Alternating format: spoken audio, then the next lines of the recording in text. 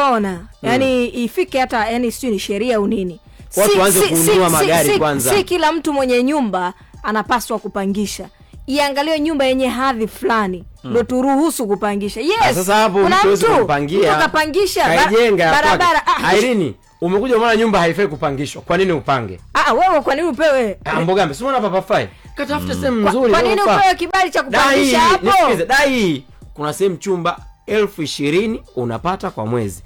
Hii kuna watu walipa kodi milioni 1 kwa mwezi. Kuna maeneo bwana, kuna maeneo sio ya kupangisha. Ni mtu tu ni mtu alikuwa na kibanda kake na kanani anasema hapa sasa tunaweza kupangisha, lakini pitisha sheria. Kuna sehemu sio pa kupangisha. Watu wanakaa kwa sababu ya shida. Mimi hapo hamna bana. Mimi nadhani kuna mazingira si sawa ya kupangisha. Mimi nadhani kwa mfano hoja aliyokuwa anaizungumza Mheshimiwa Rais jana. Yes.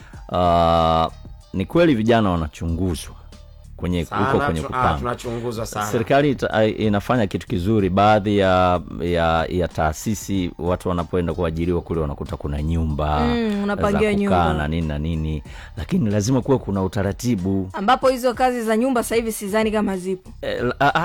Zipo. Chache sana. Eti tumekupa kazi na nyumba.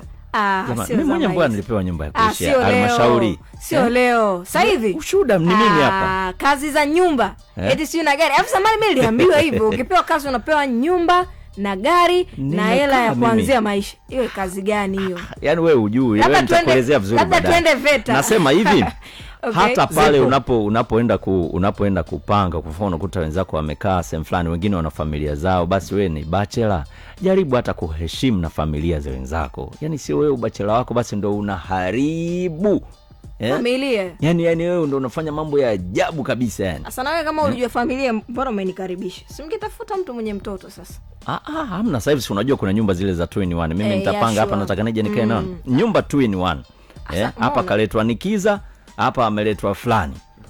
Hii nyumba kwa inajulikana, hii nyumba ni mtu mwenye heshima lakini anakaa na muhuni.